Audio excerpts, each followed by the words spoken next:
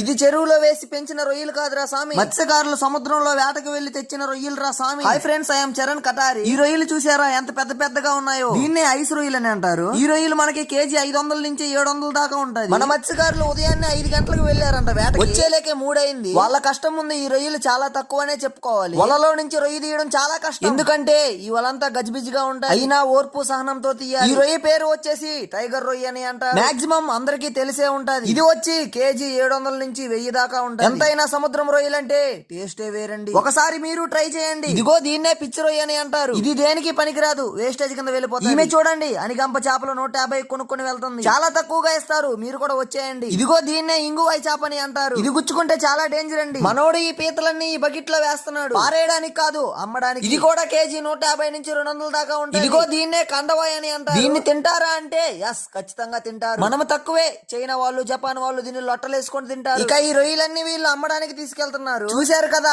ఒక్క వీడియోలో ఎన్నో తెలుసుకున్నారు. నన్ను ఫాలో చేసుకుంటే ఇలాంటి వీడియోలు ఎన్నో పెడతా. మరో మంచి వీడియోతో మీ ముందుకైతే వస్తా. ఉంటా ఫ్రెండ్స్, బై బై.